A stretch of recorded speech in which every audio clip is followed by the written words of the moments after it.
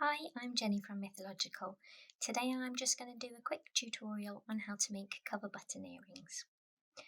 Now you can buy this DIY earring kit from my Etsy shop, and I'm just going to go through what that contains for you. So it comes with a cover button tool, which has the two parts to help you press together the buttons, and obviously the button front and back, a pair of earring findings, fabric, depending on the choice that you make in my shop. There's various different designs. You've got general fabric designs and then some with my own little characters on. So whichever you choose, you'll either get a couple of pieces of just the fabric to cut out your own earrings from, or you will get the designed ones, which are actually printed onto a special inkjet printer cotton, and they actually come paperback, so you'll need to peel that off before you'll be able to use them. Then the step-by-step instructions for you to follow, along with the template if you're given the square version so you can cut your fabric to shape. And as you can see inside, it gives you the instructions on how to actually go about preparing your earrings. So additional items that you might need if you're going to be using my kit, you will need some kind of glue to glue the earring findings to the backs. I use this 2-part resin.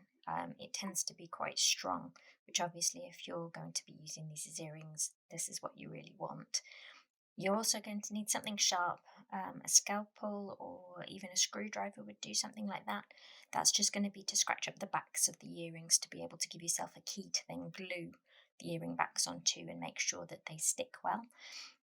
If you are using the small square pieces, then obviously you will need a pair of scissors to cut them out into the circle shape. And if you have the kit, you'll be able to use the template to see that the size of the circle that you actually need to cut. If you don't, if you want to do this yourself and gather the equipment yourself, then you will need to cut out a template. It's roughly 32 millimeters diameter, the actual size of the circle that you'll need to cut. That gives you just enough that covers the button but also tucks in under the back without leaving too much excess, because if you have too much excess it makes the earrings kind of lumpy and they don't sit very well. So that's what you're going to need. So to start, if you're using your own fabric, you just need to make sure that you've cut that to the right size before you begin. If you're using one of my designed kits, then you will need to just start by peeling the paper backing off the design. So if I just give it a little pull there, and you can see it's a softer cotton fabric in there. Okay, then what you need to do is you take your designed piece, pop it down, and take the clear part of the cover button tool and just place that over the top of your design like that. Just try and push it a little until it's kind of dead center as much as possible in the middle of that circle. You can use the clear back to actually see through, and you can kind of have a little window there to be able to see, make sure it's as centered as possible. This is going to be important when you actually pop it on the cover button because you don't want it skewed to one side. You want the design as centralized as possible so that it's going to look like a face. So you then very carefully lift it up, trying to keep it in the same position as far as possible, and then just pop it over the top of the front of your cover button. And then if you just make sure again, looking through the front, just make sure it's as centralized as possible. And when you feel like you've got it nice and center and straight above the button, then just give it a quick push down onto the desk, and you'll feel the edges of the rubber button tool come kind of outwards and pop, and your little cover button will be just tucked in just neatly like that. You can give it a little push further in if you want to, and you'll find that the material sort of gathers up like that, and then you'll be able to just tuck that carefully in. It helps to work in one direction if possible. It kind of keeps the pleats a little bit neater and makes it stick out a little bit less at the sides. So if you can do that, just give them a little push it in. And then if you grab the back part of your button, just pop that on top like that. Take the pink part of your cover button tool, this is kind of like a plunger type thing, pop that just right in the center if you can.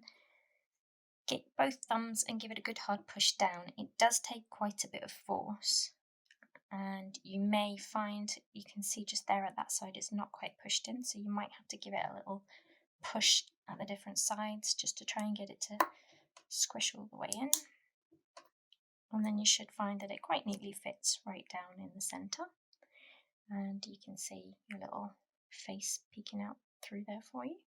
Now, to get it out, the easiest way to do it is actually to push from the back, kind of almost like you're trying to turn the tool inside out, and then you've got your little covered button, nice and cute and neat.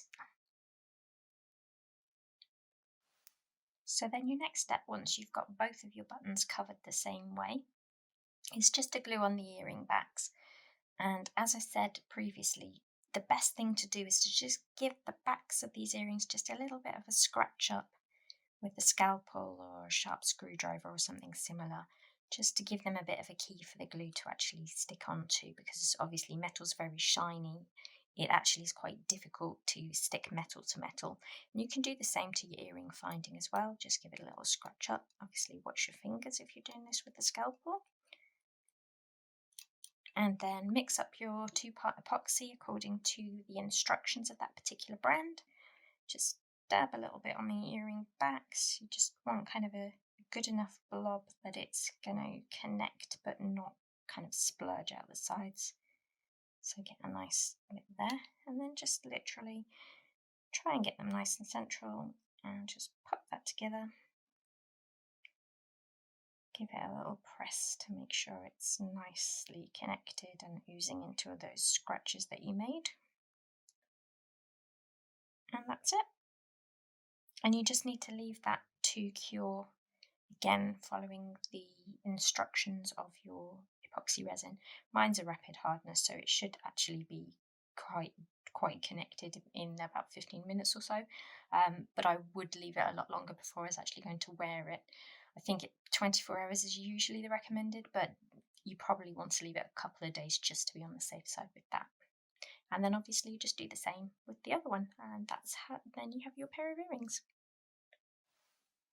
As I mentioned, if you do want to make these earrings but you don't want to spend the time going to find all the various bits and pieces that you'll need, I do have the Cute as a Button DIY earring kit in my Etsy shop. You just need to buy the epoxy glue, that's pretty much all you need to then be able to follow along and make the earrings that I made today. If you're not into crafting yourself, or you just can't be bothered, I do have various Cute as a Button earring designs available in my Etsy shop pre-made, so you're very welcome to go and have a browse at those. As you can see, there's all sorts of different character designs. There's also badges for those of you that don't have pierced ears, and there's also a little seasonal range with various Santas and puddings and snowmen and that kind of thing. So I hope you've enjoyed the tutorial today, and I hope you have fun crafting.